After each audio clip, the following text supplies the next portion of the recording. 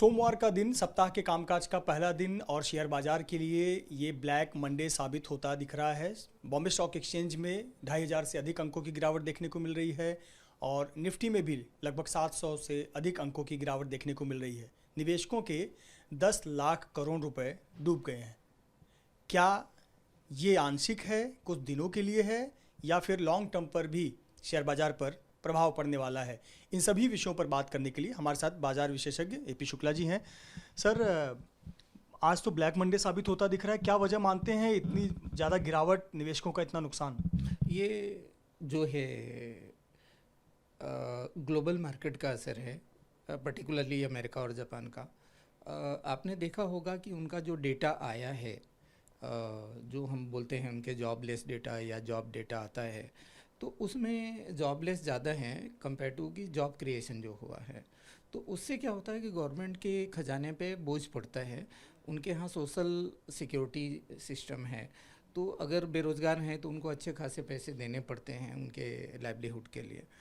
और दूसरा, उसमें भी घी में मतलब बोलते हैं आग में घी डालने का काम किया है कि जो उनके सबसे बड़े इन्वेस्टर हैं, नाम नहीं मैं नहीं लेना चाहूँगा, उन्होंने कुछ हफ्ते पहले एप्पल जो उनकी सबसे प्रेस्टिजियस कंपनी है उसके काफ़ी शेयर्स बेच के, या जो बड़ी बड़ी कंपनियों का शेयर बेच के वो कैश पे बैठे हुए हैं।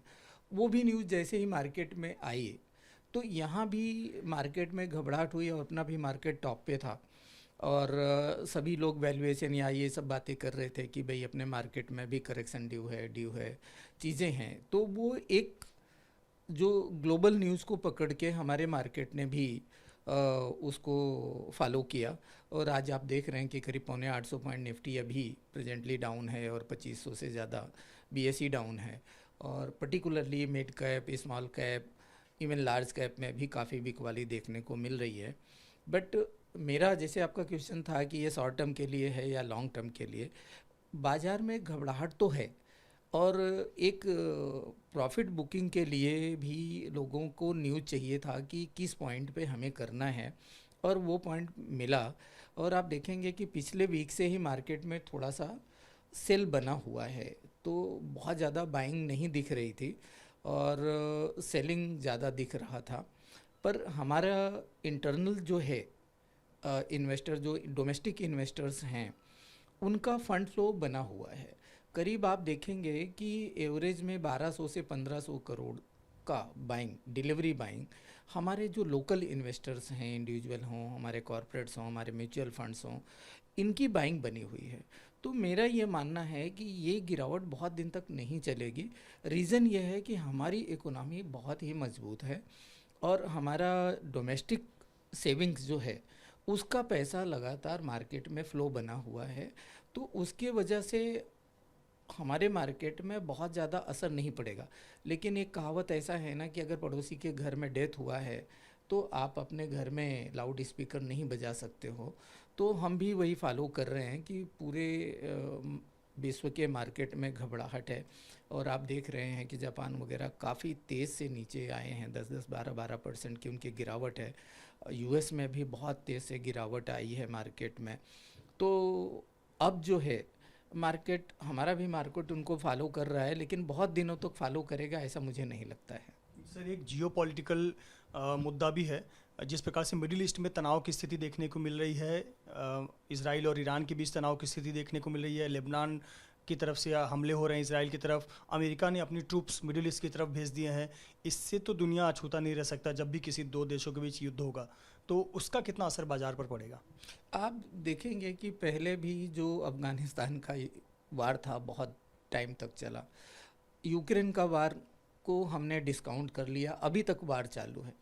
करीब 2 साल होने को आ गए हैं, वार अभी तक चालू है, दोनों कंट्री बर्बाद हो रही हैं। बट उसका असर थोड़े समय तक ही मार्केट पे रहा। अभी ये हैबिट बन गई है कि कहीं ना कहीं और भी वार होंगे। अभी जैसे हमास का चीफ मारा गया वहाँ पे ईरान में।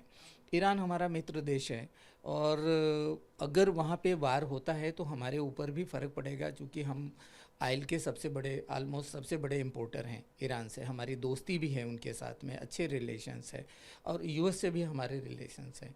तो हमें जो है बीच का ही रास्ता अपनाना पड़ेगा, जो अपने डिप्लोमेसी है कि भाई हम ये चाहेंगे कि वार नहीं हो, और ऐसा लगता है कि हर कंट्री अपनी अपनी सेफ्टी के हिसाब से अपनी अपनी तैयारी कर रहे हैं, पर ऐसा लगता नहीं है कि ये वार जो है स्टार्ट होके बहुत ज़्यादा खींचे। इज़राइल का जो वार चल रहा है वो जो है खींच रहा है, अभी उनके ऊपर भी प्रेशर है, इवन यूएस का प्रेशर है, यूएस में इलेक्शन है। कमला हैरिस ने बोला कि भाई वार को बंद करना चाहिए इमीडिएटली, पर हो क्या रहा है कि छूट-फूट ऐसी घटनाएं हो जाती हैं जो फिर से उसको डीरेल कर देती हैं, जो उनके पीस टॉक हैं वो डीरेल हो जाता है।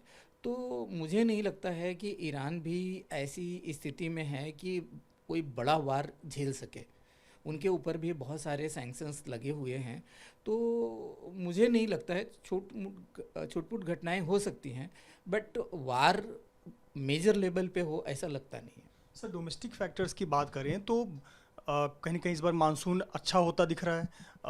इंफ्रास्ट्रक्चर प्रोजेक्ट्स में काफ़ी भारत सरकार ने निवेश किया हुआ है। बजट का काफ़ी बाद में पॉजिटिव रिस्पांस भी देखने को मिला, ग्रोथ ओरिएंटेड बजट देखने को मिला। तो डोमेस्टिक फैक्टर्स को देखते हुए आप क्या मानते हैं कि आने वाले दिनों में बाजार किस तरफ जाता हुआ दिख रहा है? निवेशकों को क्या सुझाव देंगे? देखिए, हमारा मार्केट मैंने कहा कि बहुत मजबूत है, हमारी इकोनॉमी बहुत ही मजबूत है, और हमारे यहाँ सबसे बड़ा प्लस पॉइंट क्या है कि हम मैन्युफैक्चरिंग के साथ साथ कंजम्पशन वाली कंट्री भी, हम पूरे विश्व में सब नंबर 1 पे हैं पॉपुलेशन में। तो हमारे यहाँ कोई चीज़ का प्रोडक्शन अगर हो रहा है तो हमारे यहाँ कंजम्पशन भी हो जाता है। दूसरी कंट्रीज़ में यह है, आप देख रहे हैं चाइना में है कि उनका मास स्केल पे प्रोडक्शन होता है, अब उनके यहाँ कंजम्पशन नहीं है, वो एक्सपोर्ट कंट्री है।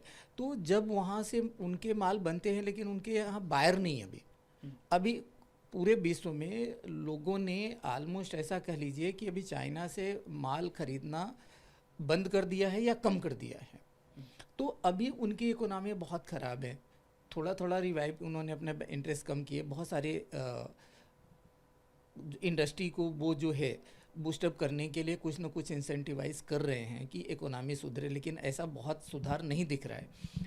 पर हमारे यहाँ ऐसा नहीं है, हम मास स्केल पे प्रोडक्शन हमारे यहाँ नहीं है, इसके लिए हमारी कंपनियाँ लॉस करें ऐसा दिखता नहीं है। हम खुद अभी जो भी चीज़ें बनाए, अभी भी बहुत सारे चीज़ों में हम इंपोर्ट करते हैं, तो हमारे यहाँ उस सेक्टर में अभी भी ग्रोथ की काफ़ी संभावनाएं हैं। तो डिफेंस अपना बहुत अच्छा कर रहा है, फार्मा बहुत अच्छा कर रहा है, ईवी सेक्टर में बहुत डिमांड है। आज भी देखें गाड़ियाँ खरीदने जाएं वेटिंग है, जबकि आज सबसे ज़्यादा गिरने वाले शहरों में ऑटो है, और उनके यहाँ भी ईवी मार्केट यूएस में ज़्यादा ख़राब हुआ, तो वो उसका इम्पैक्ट हमारे यहाँ भी आया कि हमारे ऑटो इंडस्ट्रीज़ में आज सबसे ज़्यादा गिरावट दिख रही है। तो हमारे मार्केट में या हमारे देश में मार्केट बहुत देर तक ख़राब रहे ऐसा लगता नहीं है। उसका दूसरा भी सबसे बड़ा कारण है कि पर डे हमारे जो रिटेल और कॉरपोरेट और म्यूचुअल फंड हैं, उनकी बाइंग करीब 1000 से 1500 करोड़ की डेली बाइंग है। तो वो जो फॉरेनर बेचते हैं, आज भी आप देखेंगे डेटा जो आएगा शाम को, अच्छा खासा बाइंग हमारे म्यूचुअल फंड और हमारे जो हैं डोमेस्टिक इंस्टीट्यूशंस हैं या इंडिविजुअल्स हैं, उनकी बाइंग काफ़ी अच्छी दिखेगी, जबकि सेलर फॉरेनर हैं वो लगातार बेच रहे हैं 2 साल से, बट सारा कंज्यूम हो जा रहे हैं हमारे डोमेस्टिक सेविंग की वजह से। तो उसका असर ये देखने को मिल रहा है कि उल्टे अभी उनके यहाँ रिसेशन हो रहा है, तो उनके यहाँ क्या प्रॉब्लम्स हैं, यूएस में इलेक्शंस है, तो हमेशा इलेक्शन के टाइम घबराहट रहती है मार्केट में, अपने यहाँ भी थी, उनके यहाँ भी रहता है, बट अपना मार्केट बहुत लंबे समय तक रिसेशन में जाए या ऐसी इकोनॉमी की कोई संकेत नहीं है कि हमारी कंट्री में रिसेशन आएगा।